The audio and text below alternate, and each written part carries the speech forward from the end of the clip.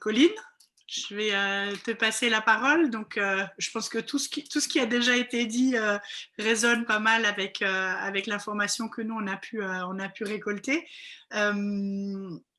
Qui est bien placé pour savoir que le sujet est vaste, que c'est très fluide, que ça bouge vite. Euh, Est-ce que c'est possible de documenter tout ça? À quoi ça sert? À qui ça sert? Alors, merci Vincent, Frédéric et Alice d'avoir déjà mentionné toutes ces choses. C'est vrai que ça, comme disait Alice, on va tous un peu sur les mêmes sujets, mais en même temps, c'est important on a tous des choses complémentaires à dire. Donc, comme Florence l'a dit tout à l'heure, nous, on a commencé notre page Covid mi-mars. Aujourd'hui, on a une quantité d'informations qui est assez énorme sur notre site, que ce soit au niveau qualitatif avec les types de mesures prises, les appels des associations, les mouvements de protestation rapportés, etc. Au niveau quantitatif aussi, la carte, on a parlé des chiffres et qui donnaient pas toute la vérité, pas toute la réalité, mais c'est quand même intéressant de voir justement là où il y en a, là où il y en a pas. Donc on donne toute une carte des cas et des décès identifiés. Et tout au long de ce travail, je dirais qu'il y a 2 choses qui ont été très intéressantes. D'abord, c'est que dans notre travail en temps normal, on va chercher l'information auprès, de tout un tas de différentes personnes, donc d'associations, de familles de détenus, d'avocats, de toute personne qui rentre en détention, de chercheurs, de journalistes, et même l'administration pénitentiaire. Et en fait, quand la pandémie a commencé, à partir de mars, on a vu une fermeture des systèmes pénitentiaires et de tout l'environnement pénitentiaire qui ont fait que les informations étaient globalement moins disponibles ou de nature différente. Donc, au niveau de la disponibilité, par exemple, l'information qui nous venait des administrations était en fait assez peu clair et difficile à suivre. Par exemple, il y a des pays comme le Brésil, l'Inde qui fonctionnent État par État, ce qui fait que les informations, voilà, la collecter à chaque fois à ces niveaux-là. Et il y a même des endroits où les informations en fait diffèrent d'un établissement à un autre. Là, en ce moment, même en Angleterre, en fait, le rétablissement des visites et des activités se fait sur proposition du directeur de l'établissement, validation au-dessus, mais ce qui fait que toutes les mesures et toutes les évolutions se font à des petites échelles et parfois c'est pas clair, on ne sait pas exactement quand est-ce que se font ces évolutions et voilà, donc c'est assez difficile à suivre. Ensuite, on a des informations normalement d'acteurs de terrain qui entrent en détention. Là, c'est devenu très compliqué. Tous les intervenants, la plupart des intervenants n'entraient plus en détention. On a des avocats, par exemple, en Inde, qui n'ont pas pu avoir accès à leurs clients pendant des semaines parce qu'il n'y avait pas de visite virtuelle, donc qui pouvaient nous rapporter des témoignages, mais là, voilà, tout s'est arrêté. Les mécanismes nationaux de prévention ont arrêté leur visite assez brutalement.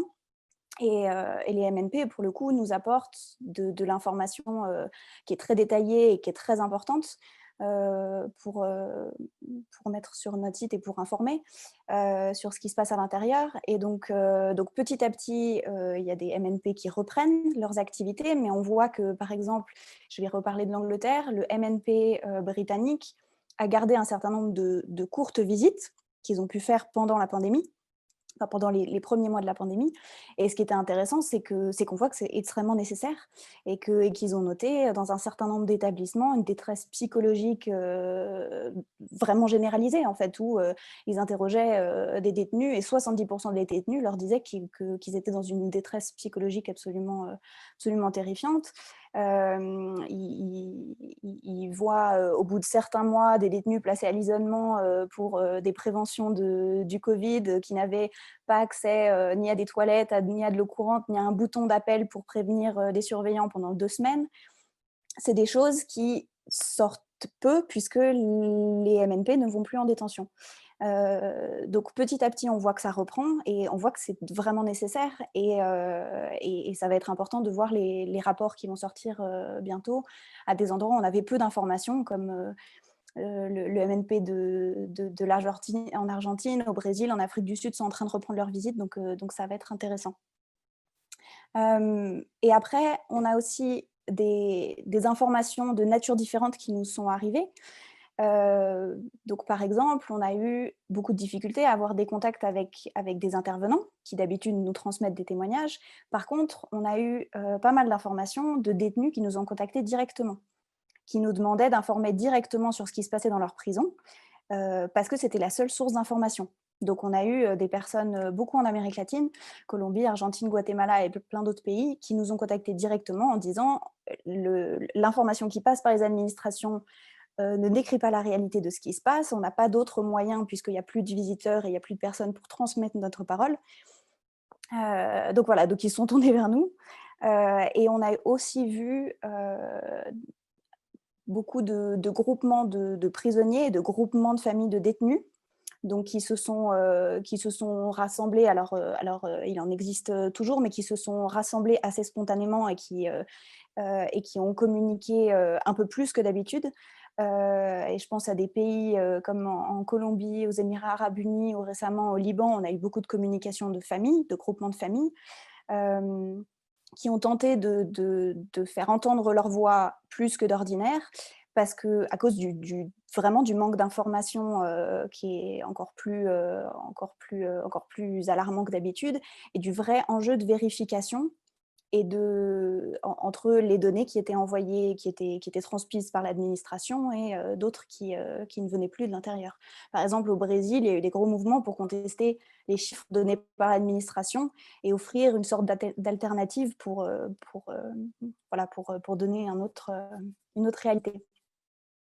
Donc, en dehors de cette collecte d'informations, la deuxième chose qui, je pense, a été intéressant dans notre travail, c'était qu'on a constaté l'enjeu de présenter l'information de manière à faire aboutir des changements assez rapidement, et un changement assez rapide, mais en même temps durable, donc qui se base sur les standards internationaux.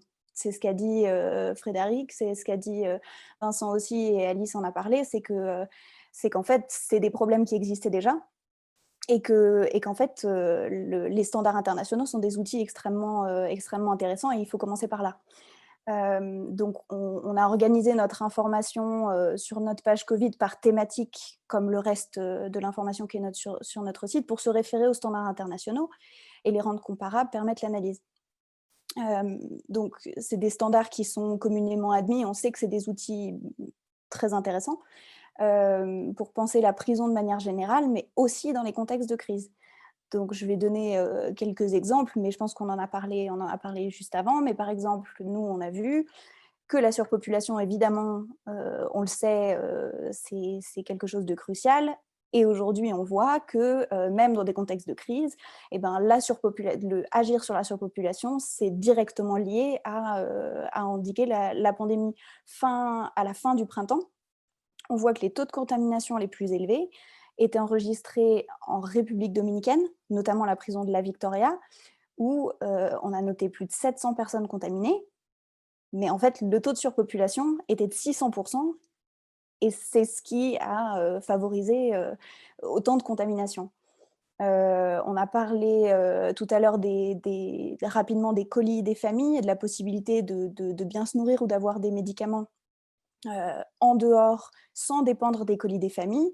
On a vu au Venezuela, par exemple, là, récemment, depuis le début de la pandémie, que les prisonniers qui survivent la majorité, en partie sur les colis alimentaires qui viennent des familles, c'est devenu très difficile à cause des mesures Covid dans les prisons, mais aussi dehors, et que au moins 40 détenus depuis mars sont décédés de malnutrition. Donc on voit des liens directs, mais une action qui peut être faite sur les conditions de détention de manière générale. Et un dernier exemple, c'est sur les moyens diversifiés à mettre en place pour garder le contact avec ses proches, et Alice en a parlé juste avant. C'est que par exemple, au Brésil, les familles étaient en grande détresse psychologique à cause du manque de contact avec leurs proches détenus. Et on voit que dans certains établissements où l'administration pénitentiaire a mis en place des appels vidéo, beaucoup de familles témoignent vraiment d'un soulagement, parce que les appels ont permis d'avoir une sorte de preuve de vie. Et on peut voir que le proche était rien qu'en vie, en bonne santé, dans la prison. Après, forcément, les appels étaient trop courts, c'était 15 minutes en théorie qui deviennent 10, des problèmes de connexion, problèmes d'intimité, etc. On ne peut pas se toucher, on ne peut pas se voir. Donc forcément, il y a encore un grand chemin à faire, mais on voit que ça fait une différence et que d'agir sur, sur des points comme ça de conditions de détention qu'on pourrait dire, qu'on pourrait imaginer de basique, on ne va pas imaginer, on va pas aller réimaginer le système.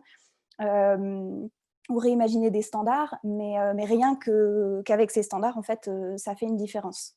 On a vu, voilà, on a observé tout ça, on a vu qu'il y avait un besoin, grâce à la montée de notre lectorat, on va dire qu'on a vu qu'il y avait vraiment un besoin d'informations multisources comparables, en format accessible, etc. Donc, voilà, j'en profite pour dire que tout ce qu'on a pu collecter, et qui a servi, Vincent en a parlé, qui a servi à un certain nombre de gens autour de nous pour faire du plaidoyer, de la recherche, des recommandations de politique publique. Toutes ces informations viennent du terrain et si vous avez des informations, contactez-nous, mettez-vous en collaboration avec nous pour qu'on enrichisse ces infos mises à disposition, c'est nécessaire. Voilà, merci beaucoup.